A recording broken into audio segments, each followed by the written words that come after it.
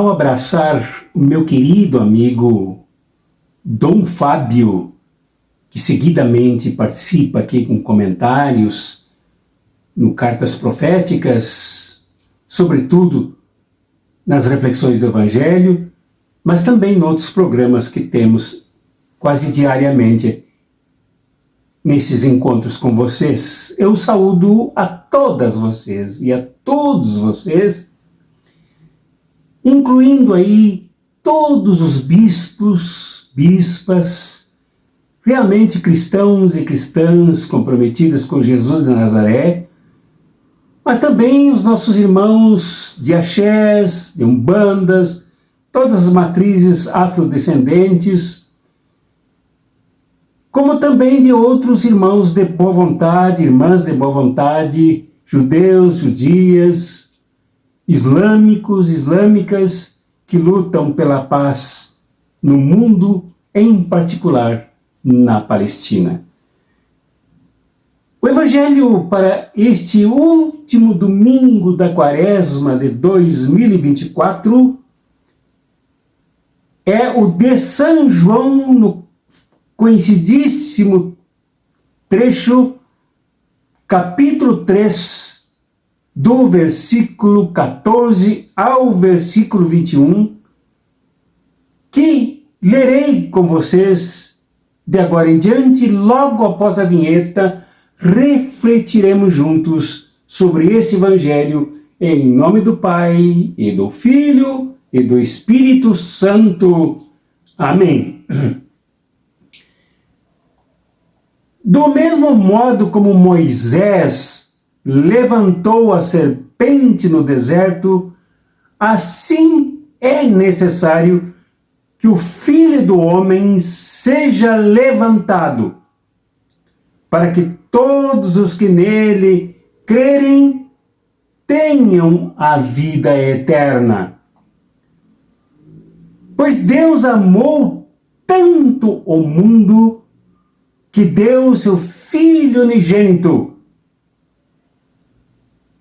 para que todo que nele crer não morra, mas tenha a vida eterna. De fato, Deus não enviou o seu Filho ao mundo para condenar o mundo, mas para que o mundo seja salvo por ele. Quem nele crê não é condenado, mas quem nele não crê já está condenado, porque não acreditou no nome do Filho unigênito. Ora, o julgamento é este: a luz veio ao mundo, mas os homens preferiram as trevas à luz, porque suas ações eram más. Quem pratica o mal odeia a luz e não se aproxima da luz, para que suas obras, suas ações, não sejam denunciadas. Mas quem age conforme a verdade aproxima-se da luz, para que se manifeste que suas ações são realizadas em Deus. Até aqui, o Evangelho que proclama a libertação.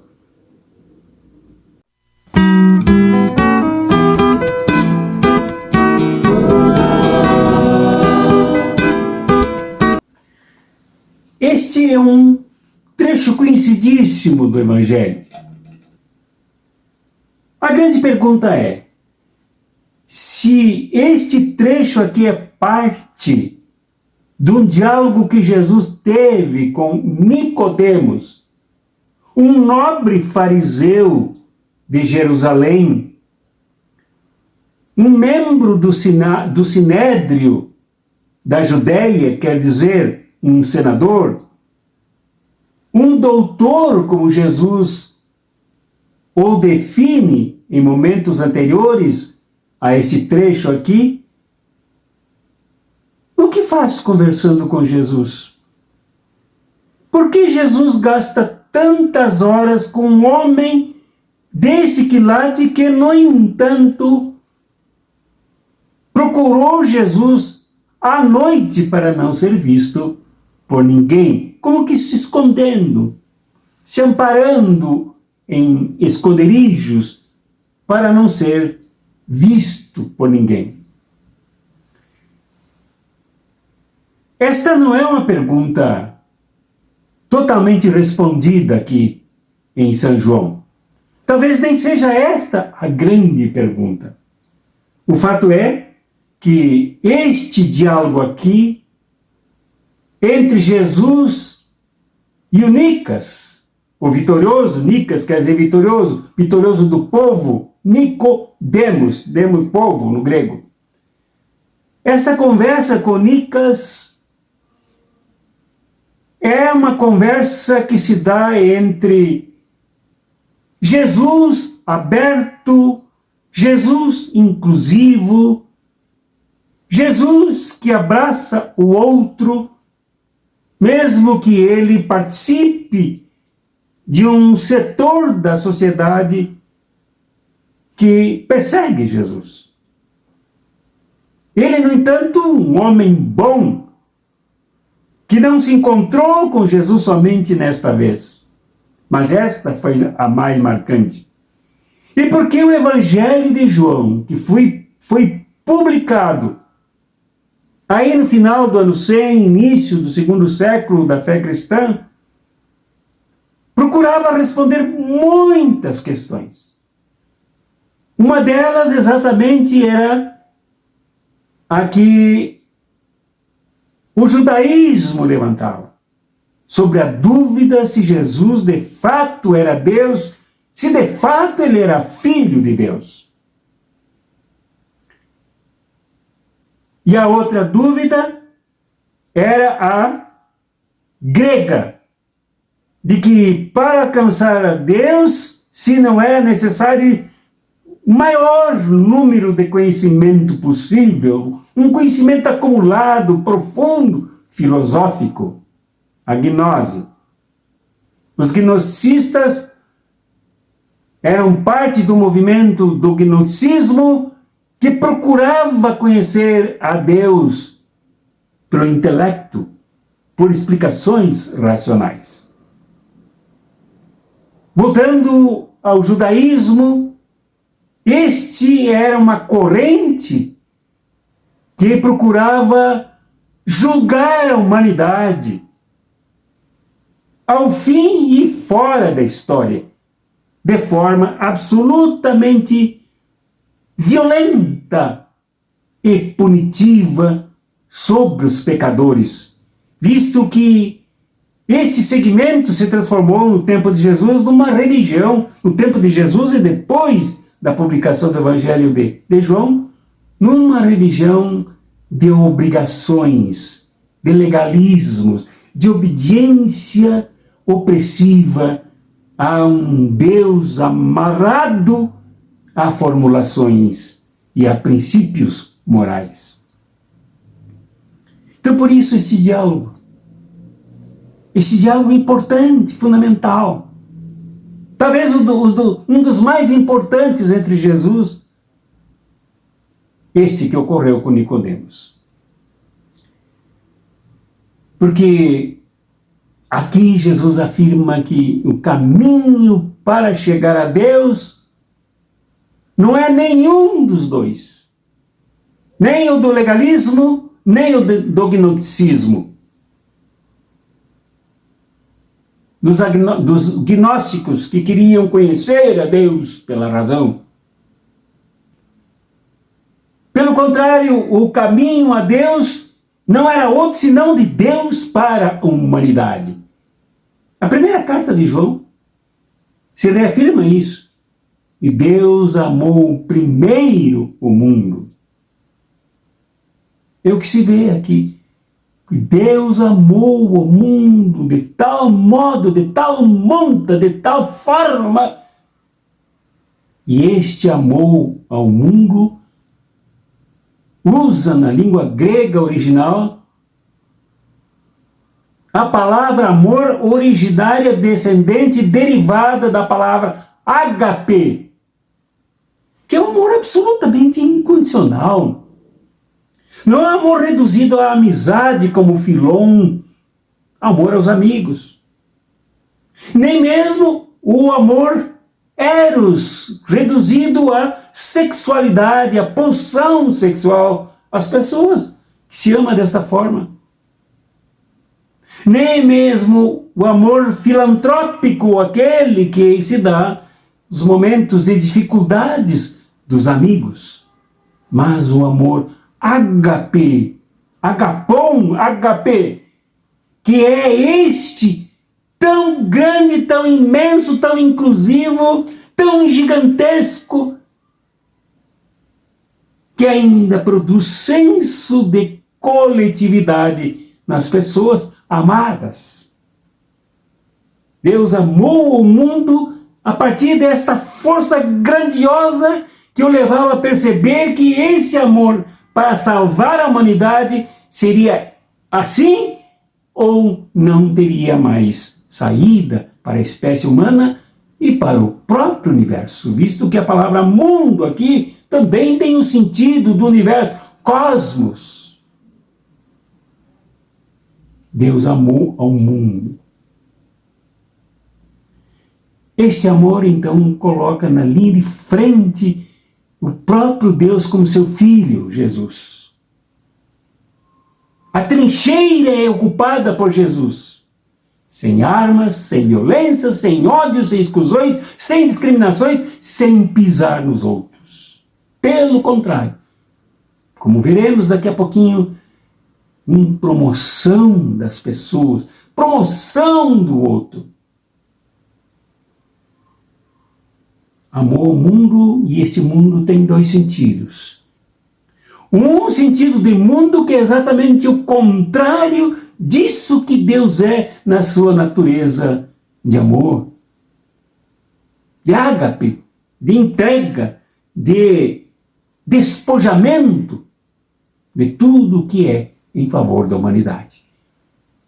O primeiro sentido do mundo é o mundo oposto. É o mundo dominado pelo mal. Nisto falará mais adiante, no trecho que nós lemos. Dominado pela mentira, a anti-verdade.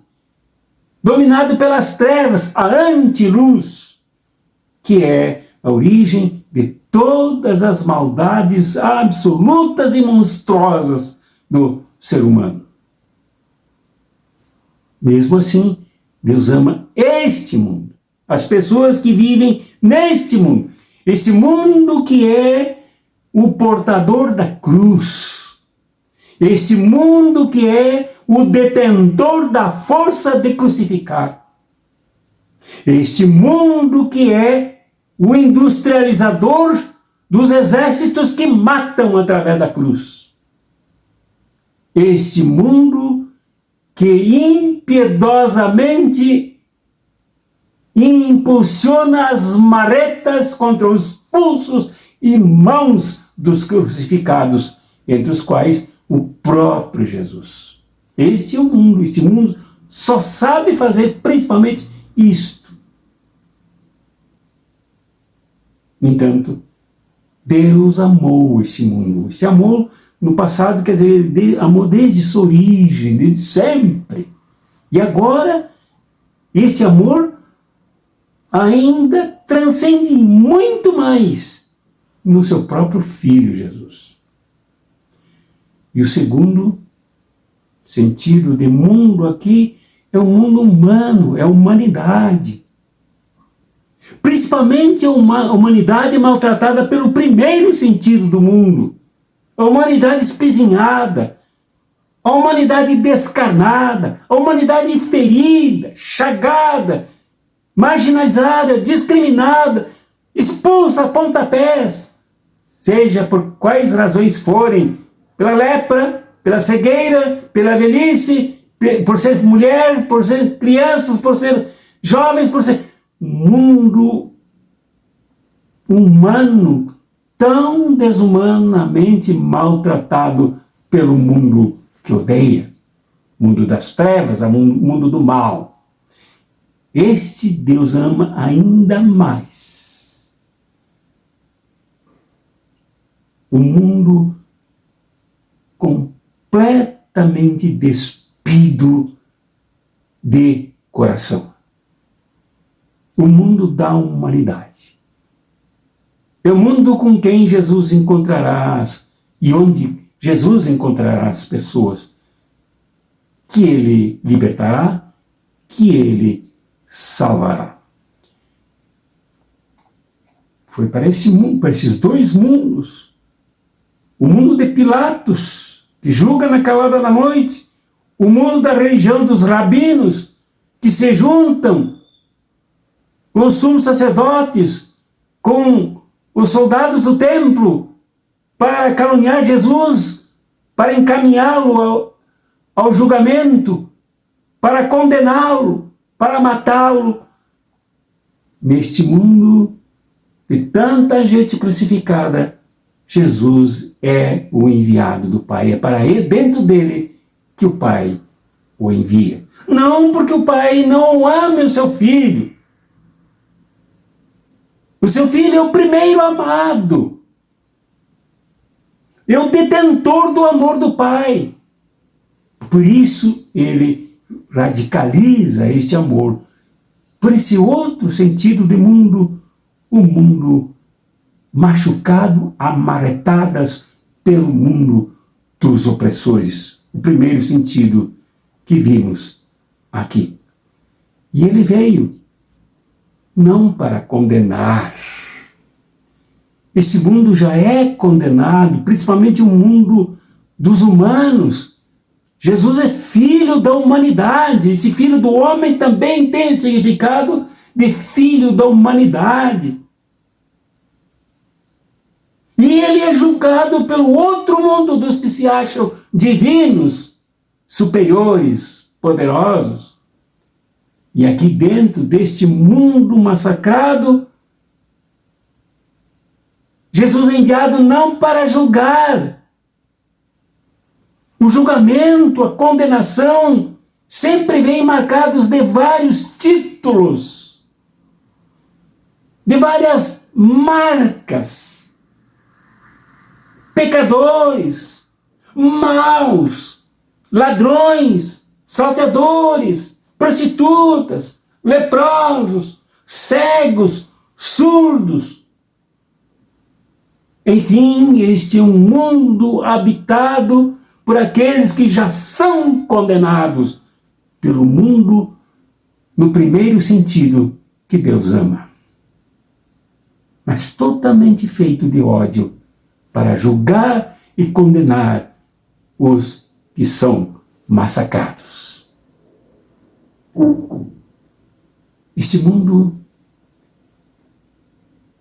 que não é condenado pelo Filho que é enviado, pelo próprio Deus aí ativo, apaixonadamente ativo, este mundo é para ser salvo. E Jesus entra no meio dele, mancha suas mãos com as feridas dos aqui machucados neste mundo, da humanidade espezinhada, não para julgar, não para desempenhar o papel farisaico de dizer, tá aí, ó, te machucaste, culpa é tua. Não, Jesus não veio para isso. Jesus veio para salvar.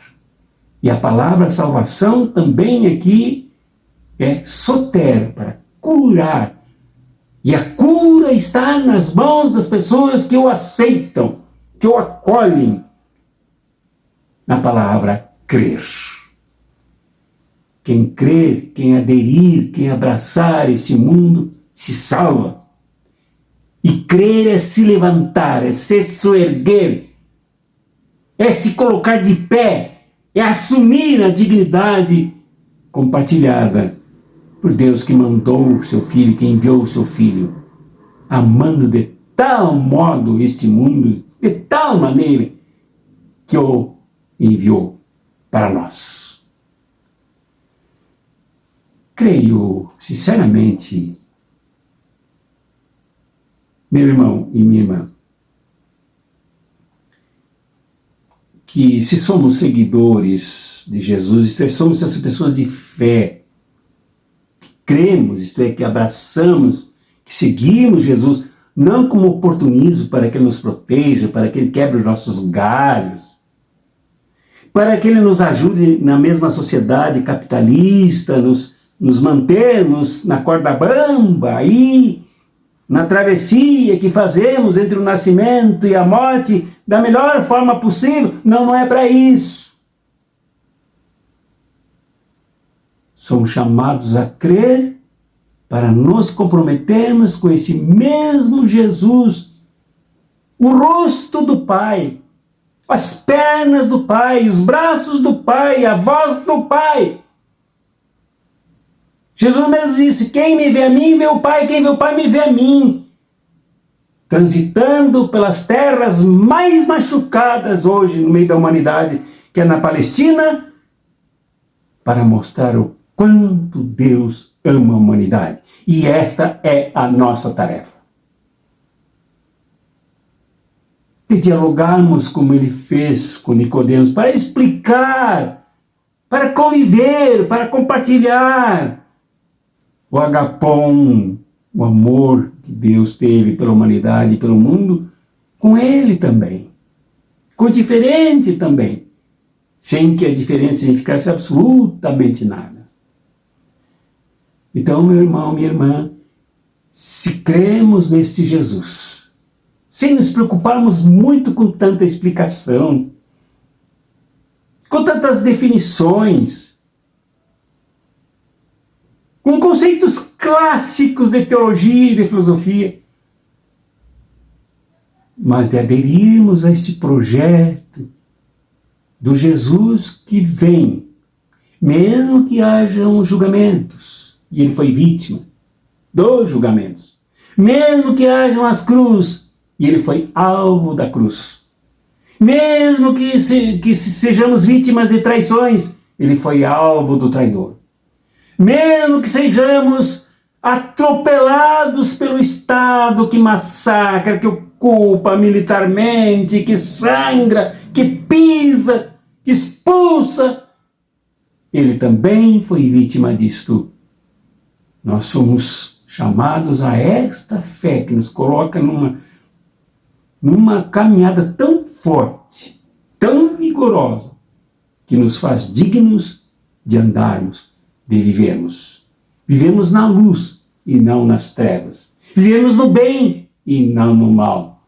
Vivemos na verdade e não na mentira. Este é o nosso grande desafio. Cremos desta forma. Momentos antes de gravar esta reflexão, eu conversava com um amigo, um teólogo, um filósofo. E ele disse que quer ser cristão de verdade, mas dessa forma como muitas igrejas propõem, ele não quer mais. Cristianismo estrutural, cristianismo institucional, cristianismo de uma meia dúzia, cristianismo mais farisaico do que da graça, cristianismo mais a favor do ódio do que do amor, mais próximo da mentira do que da verdade, mais próximo das trevas do que da luz. E disso ele não quer mais fazer parte. Já fez, se enganou e não quer mais. Penso que deveríamos todos assumir esta posição. Seguirmos Jesus de Nazaré de verdade. Esse aqui, envolto nesta onda tão forte e tão graciosa de amor, que Deus amou o mundo de tal maneira que deu o seu Filho unigênito. Entregou. Sigamos este. Participemos do projeto deste. Envolvamos-nos com Ele. Comprometamos-nos com Ele. E ajudemos a mudar este mundo, fazê-lo um lugar em que se possa sentir mais este amor. E uma convivência de pessoas que se dispõem muito mais a amar do que a humilhar, muito mais a levantar do que a empurrar para baixo, muito mais a iluminar do que sombrear as pessoas para que elas se anulem e se eliminem. Seja esta a tua vontade, meu irmão, minha irmã. Seja este o teu compromisso. E que a bênção deste Jesus fascinante do encontro com Nicodemos e o amor de Deus Pai que ama tanto a humanidade que o enviou, e que o Espírito Santo, aquele que nos faz nascer de novo, com um novo sopro, uma nova humanidade, uma nova imagem de Deus, sejam contigo, meu irmão, minha irmã, em nome do Pai, e do Filho, e do Espírito Santo. Amém.